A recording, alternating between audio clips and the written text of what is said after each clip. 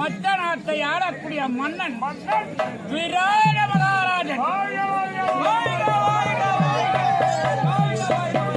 56 தேசத்திலே என் நாடோ சிறப்பு வாய்ந்த நாடு.